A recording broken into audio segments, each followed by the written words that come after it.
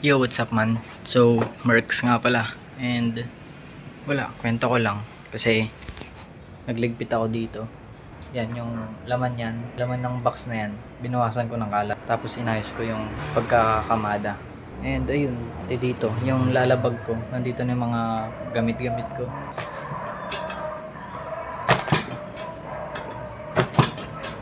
So, yun, di naman na siya mahuhulog. Tinesting ko lang. Tapos dito naman, kinamada ko na din yung mga oil, mga sealant, tsaka mga ano ko, other stuff, you know. Ito yung oil, ayan, walang laman to. So, ready for change oil na yung motor ko, pera na lang kulang. So, isang oil na lang yung kulang kasi kanina nakabili ako ng bagong oil. Syempre, long ride pa din. Pero, bala ko talaga magpalit ng motol or di kaya yung Perchua. Pero wala akong pera. So yun yung mahirap sa ano, meron kang motor kasi wala kang pang maintenance. Yeah, that's the truth man. Anyways, maglilinis din ako ng motor ko. Tapos kalbo na yung gulong nun. So ito nga pala, naka-ready na yung panglinis ko. Ito yung balde na pang banlaw. Ito yung balde na may zone rocks. So pang kadena. Yeah. So Ariel man. All of those pang kadena. Yeah. Ito ang banlaw. So yun, medyo maaliwalas naman na dito. Diyan parte. So kasi kanina talagang magulo siya. Basta yun yung mga trash bin. Wala na rin sila mga laman. Unless yung, I mean, maliban sa may isa na merong lupa. Naman, maayos na mga kalat-kalat ko dito sa may labas. Nais ko na pati yung helmet, papatong ko na lang dun para hindi makalat. And ito nga, tsinelas.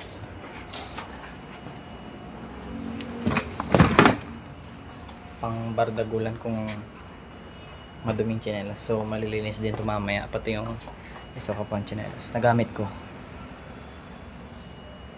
Yeah. Ayun, yung basura nandito sa labas. So, tatapon na lang yan. Tapos, lilinisin ko yung motor. Pero bago yun, kakain muna ako. Tinabi ko muna dito. Para ano, hindi puntahan ng puksa. Kasi, may mabahong shit doon. Ay, gago, naka-on tong motor ko. Gago, lobat. Naka-on nga. Wait. Nalobat pa nga. Tang ino. So, ayan, nakaganyan lang siya kanina. The whole time mula umaga. Nung pinarada ko dito. So, yeah. Ano, tutulak ko na lang. Tapos, hayaan ko siya mag-charge ng ilang minuto. So, ganoon na lang. Tutulak ko siya para umistart. Di kadyot ba? Wait. Kaya pala, parang, ano, ang init dito man. Nakabilad yan kanina. May klase kasi ako kanina. Tapos, ilang oras yan na nandyan. Almost magti 3 hours na naka-on. So dito yung bagong oil man.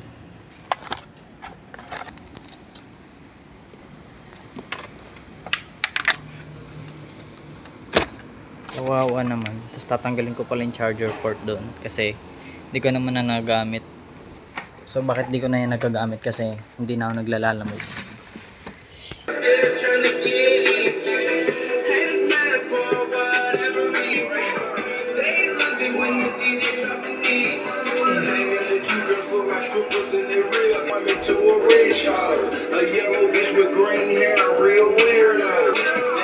Tamang ano lang, sound trip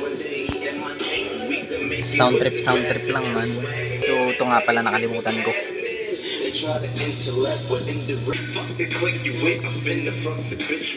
Yan, habang nagtutoothbrush ako, ewan ko kung anong ginagawa ko dyan. Tumitingin ako sa sarili ko sa may salamin. Wala, nagbabaliw-baliwan lang ako. Tapos tignan mo yan, umingiti-ngiti ang kupal dyan. Diba, parang ewan, nagtutoothbrush lang pero ganyan ginagawa. Tapos ano pa yan? Tignan mo, tatanggalin yung toothbrush, babalik, tatanggalin, tapos magtutoothbrush ulit. Sabay nag-online class. May klase man. Klase hanggang alas 9. Determine whether a component is functioning properly. And for example, resistor shows the correct value is working and it shows OL or no. We must not touch the wires without any protection, or our hands are wet. Next, we must not use our mouth to open the wires because it may contain harmful chemicals that will poison us. Lastly, we should avoid putting the output near light materials because it may cause fire. Now, knowing the safety measurements, we can move on in how we make our outputs. So, is that step-by-step process boot everyday. class? First is attach the magkaroon ng isang parang video. Naboy, ang linaw ng camera ni sir. Anong webcam yan, sir? Linaw naman yan. Pwedeng model lang sa isang magazine or model Grabe sa isang ba? website Linaw. na kung saan Oh. these things can be Kitang-kita considered as mo. part of your plan. At bakit siya maganda, bakit hindi, bakit safe, bakit hindi.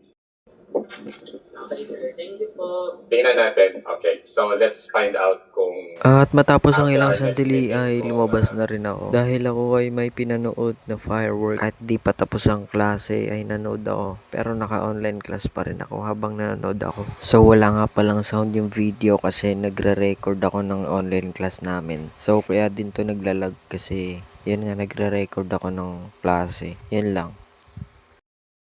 Kinabukasan March Yo, another day. 29, 2026. Hindi ako napaglinis kahapon eh. So ngayon ako maglilinis nitong motor. Nga pala yung gulong, wala na. Kagabi muntik pa ako madulas. Pero tangina, sira na talaga eh. Sukong-suko na siya. Oh. Tangina, may bakal pa pala oh. Tanginang yan. Kaya pala umuuga ako kagabi. Tangina, may drill bit. Ngayon ko lang nakita. Like what the fucking shit. Paano napunta yung drill bit dyan, putang ina? Diba? Tangina. Yung mugs ko. Kawawa. Baluktot na oh. Di ko man lang nahalata. Kawawa talaga oh. Tignan mo naman. Kalbo na nga. Diba? Kalbo na. Tapos kagabi.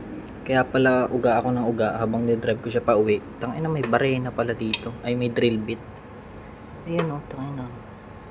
Namaluktot na lang yung drill bit eh, no? Ayun o, baluktot yan eh. Nabaluktot siya dun sa ilalim. Ito eh. Tagal na dapat ito tapon. Wala lang akong pambili ng gulong. Nakawawa. Oh shit. Tanga na.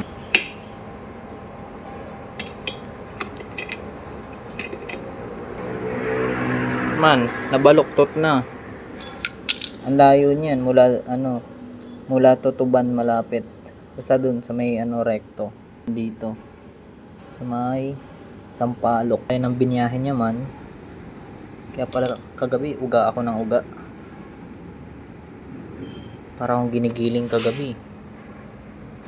Kahit dahan-dahan lang ako eh. Talagang ang lakas na uga eh. Alam mo ito eh. Ay.